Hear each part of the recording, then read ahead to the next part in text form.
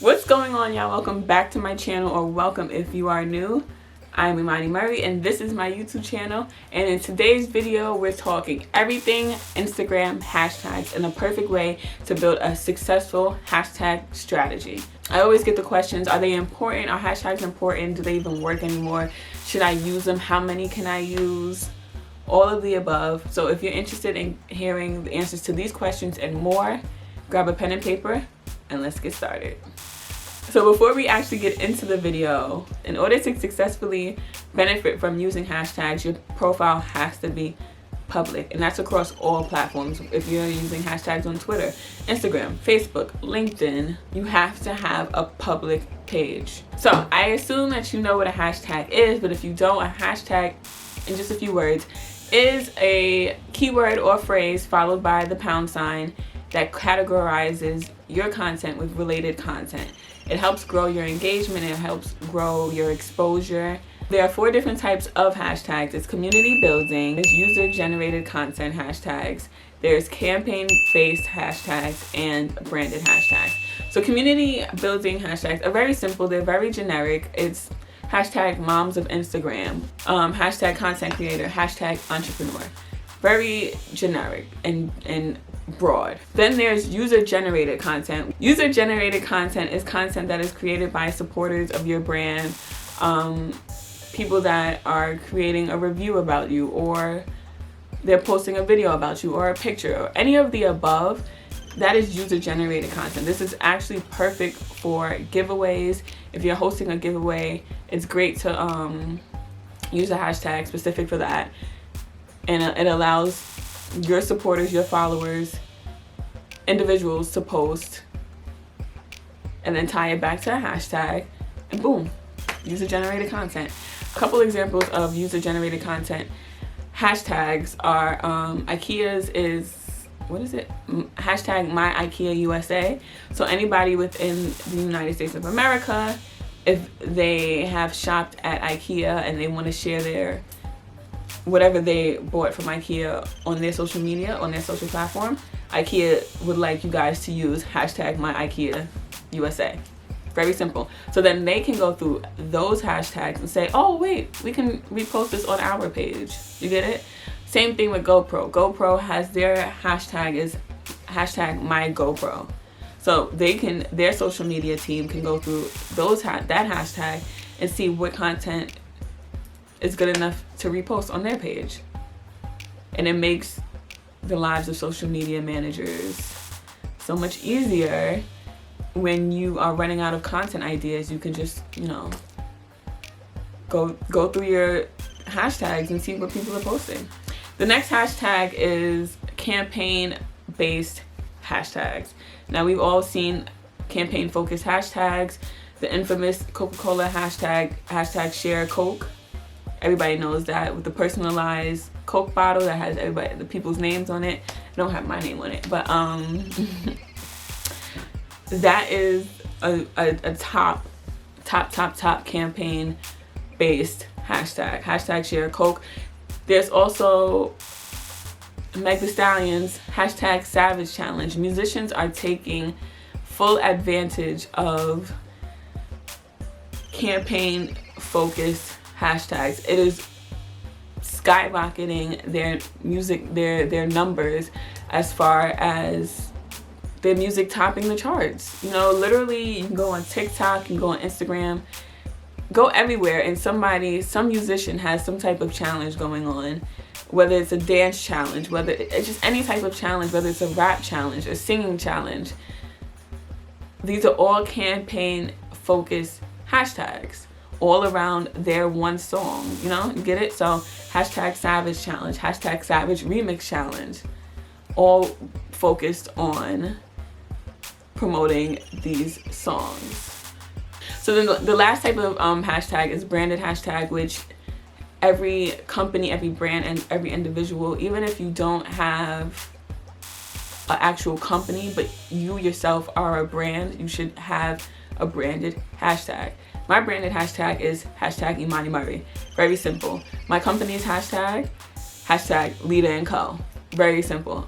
Your branded hashtags are unique to your company, they're unique to your brand, they're unique to who you are. So take full advantage of it. Create something very simple, something very memorable. It's all about being strategic when choosing and using your hashtags, because like I said before, if they're used correctly, it'll increase your exposure, it'll increase your reach, it'll put your content in front of new faces. There are a few steps to make sure that you are building a successful hashtag strategy for your brand. So the first step is finding the right hashtag that correlates to your brand. So it's important to find tags that speak to your customers. You also don't want to use tags that have 100 million posts. You're just going to get lost. But you also don't want to use a hashtag that only has 500 or 1,000 posts, because nobody's checking for that unless it's like a specific campaign focused tag. And when I say you don't want to use like tags that have 500 or 1,000, I'm referring to community building hashtags. So when you're creating, when you're finding community building hashtags, you don't want to use some that are 100 million, and you don't want to use tags that have 500 posts. You want to make sure there's a balance. So maybe some that have 100,000 or 5,000, or you can do a couple that have like maybe 1 million posts, but 100 million and 500, that's not doing anything if you're trying to find community building tags. It's also important that you use tags that correlate. I'm gonna say it again, that correlate with your content. You don't want to use hashtag organization hacks and then post a picture of you laying out on the beach.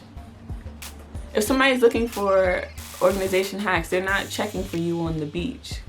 It doesn't make sense. It doesn't correlate. So your post, so your picture, your video, whatever the content is, your hashtags and your caption all have to correlate in order to fully get the most out of your post. Now, if you just want to spam hashtags, be my guest, you're not going to benefit from it. Also, you have the opportunity to use 30 hashtags. Use them. But don't always use the same hashtags on every single post, because Instagram may flag you as spam. So whenever you're using hashtags, just switch it up sometimes, because you don't want to get flagged as spam. You don't want to be hidden from the hashtag page because Instagram thinks you're spam. So just make sure every time you post, every few times, that you're switching up the hashtags that you're using, but make sure you're using 30. Also remember that you want to create hashtags specific for your brand, including campaign focused hashtags, branded hashtags, user generated content focused hashtags. Because when you create these hashtags, it'll eventually create a community within itself. And it's also important to put these hashtags, your branded hashtags, your campaign-based hashtags, on all marketing materials, on your website, on your e-blast, on all social media platforms. Pretty much everywhere that your customers are going to see your name, you should have your hashtag so that they remember it. They see it and recognize and like, oh shoot, okay, let me put this in my hashtag when I'm talking about them. Let me put this in my post when I'm talking about them.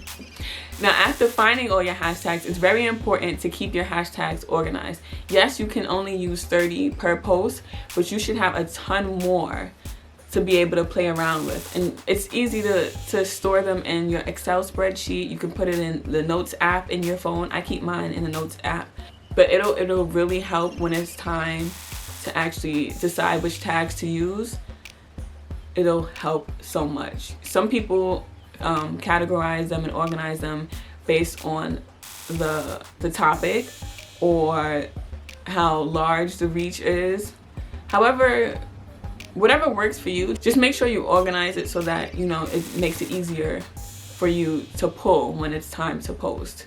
And after finding and organizing and creating your hashtags, it's now time to put them to work. Put these hashtags to work.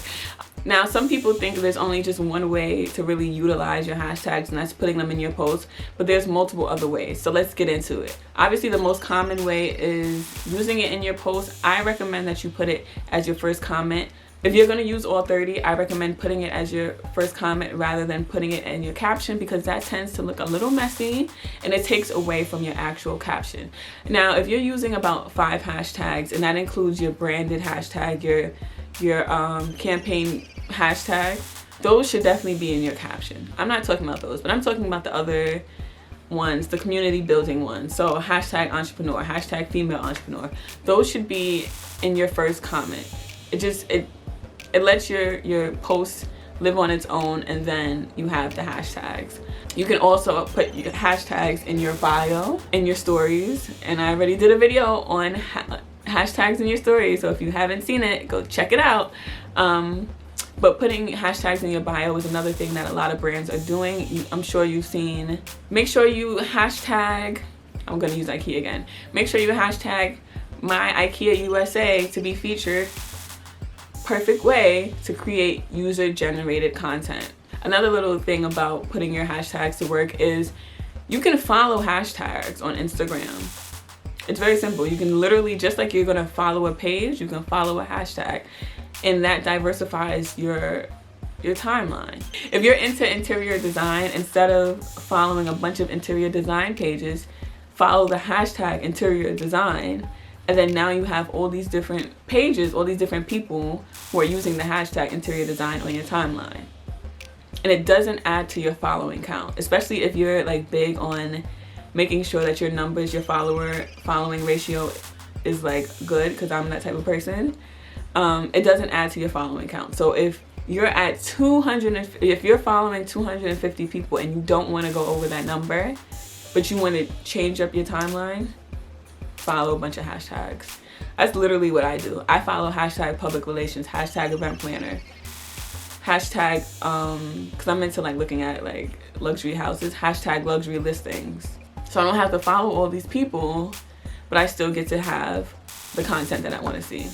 Now that you've found your hashtag, created them, organized them, put them to work, now it's time to actually see how they did, see what the results were when using these hashtags. So if you have a business account or a creator account on Instagram, and I think I'm going to make a video on the difference between those two, you can go to your post, click post insights, and then it'll give you a breakdown of the impressions from your Instagram.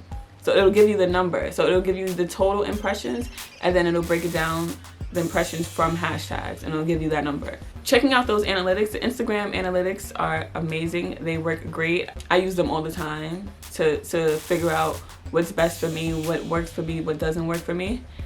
There are apps you can use to check out the performance, how your hashtags perform, but I just recommend going to your post, checking post insights, and checking out the impressions. And you can always play around with it. So, what did we learn today? Find the hashtags that fit you. Make sure you keep them organized. Put them to work, and then check out how they performed, all within Instagram.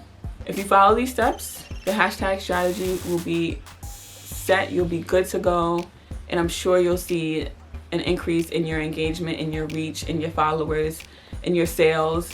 You're gonna see some type of increase. All of this to say, yes, hashtags still work. Yes, you should use them. You have the capability of using up to 30. Use them, max it out, max out the number. I will say this though, I don't think it's necessary to use hashtags in every single post. If you're someone that is posting something that is a little more personal and a little bit more sensitive, I think it's kind of insensitive if you use a hashtag, if you use hashtags, unless you are bringing awareness to the situation. If someone passes away in your family, that's pretty personal, I wouldn't use a hashtag. Unless you're bringing awareness, maybe they had a disease, maybe it was something that you can bring awareness to. In that case, yes, use hashtags, but I wouldn't max out the 30. Maybe use about 2. You know? Because like I said, it comes off a little insensitive in that you're only doing it for the likes if you are using hashtags for a super personal post. And when I say super personal, it's not, I don't mean like, oh, you want to show love to someone, you want to show off somebody that you love. That's not what I mean. I mean something that can be a little sad. Oh, yes, hashtags still do work. and they are important to use, and you should be using them. If you're a brand content creator, influencer, you're trying to bring awareness to something, if you're trying to grow your reach, use hashtags. And that's for all platforms. So yeah, use your hashtags. They still work. And that's it for today's video. Thank you again for watching. And as always, follow me on all social media platforms at It's Imani Murray. And I will see you in my next video.